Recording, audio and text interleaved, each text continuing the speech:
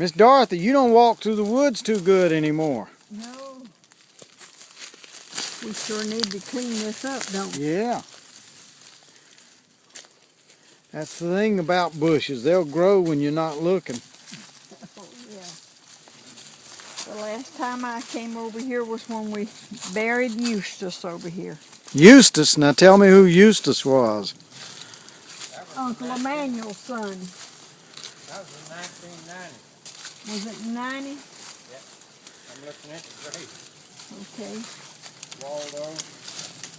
And his sister had Alzheimer's. And she kept saying, where in the world is old Eustace? There's Eves right there. Emmanuel Jr. Eustace. Waldo. And their daddy and mama over here. Where? Where's Granny Lois and her husband? Yeah, this needs to be taken care of. This is just about totally growing over. This is the old couple, the great-granddad parents, right here. Here's Granny Lois over here. Fall. Be careful. Okay, that's Jesse and Lois Aaron. Now this was Pa's mother and father? Mother and father, yeah. Now what killed him? He had a stroke. He owned a sawmill right across from where Lori's trailer was. Yeah. In the woods there. And something happened to it one day, and it blew hot air into his back and caused his kidneys to become affected. Yeah. And at age 39, he died. That was Mama's tale. That was Mama's tale of what happened. Really?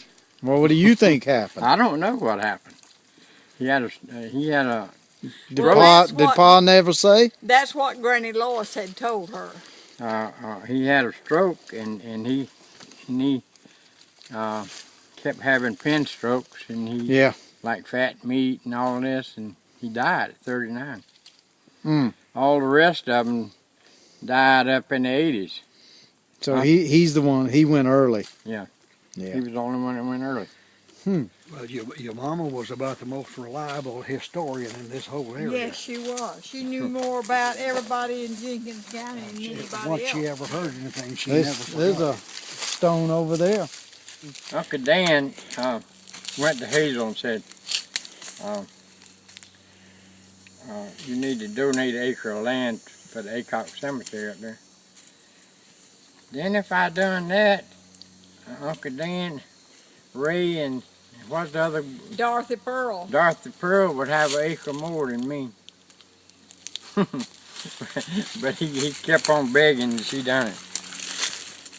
Well, Reuben Newton is the one that owns this land around in here, and that's why John Cleve is more or less the custodian Caretaker, of this area. Well, he's not taking too good a care. Well, this acre here belongs to the Aycock Cemetery. Yeah. This deep in here. Huh? Who is this? Baldy Aycock. That's Baldy Aycock, and what was the story on him? he was our granddaddy Jesse's brother, Right. older brother, and he graduated college and he was a lawyer up in Swainsboro and married, and they came down here and went to the Geechee River on a picnic. Some more of the Aycocks and him and all, and his wife got out there in the water and dropped off a deep place and was drowning, and he tried to save her and they both drowned. Probably 6 months or a year after they got married. They were married. Yeah. And this is our This is our grandpa? great-grandpa. Your great-grandpa. Yeah, and So my great-great-grandpa. Jesse, his name was Jesse Matthew Aycock. He was the one that Granddaddy Aycock signed a note with him at the bank. And then he wouldn't pay it after Granddaddy died. So Grandma had to pay it or either lose the farm. She died the next day after Tony was born. And it says 1924, and I'm sure that's He was born the day before that. Her mama and daddy. They used to live down in the goat house. Yeah, yep. I didn't know their name was Bragg, though. Yep. I knew her name was Sally, Aunt Sally. Yep.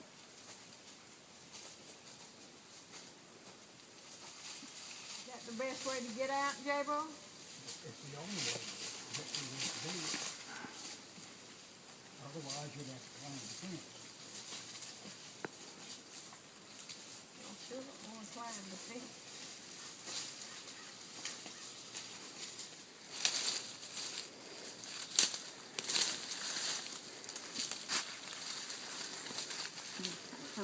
I'm having to hold stuff off of me, honey. Yeah. It's all grown up. Nobody's taking care of it. No, that's for sure. Oh well. Last people Neither am I. knew of to take care of it was some of Royce's family. He was home from service and came up here.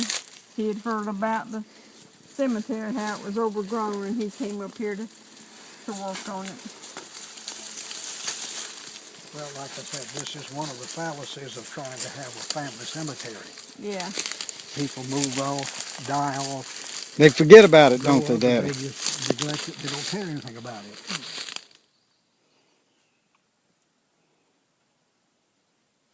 Do you remember any of those people other than Lois? Oh yeah.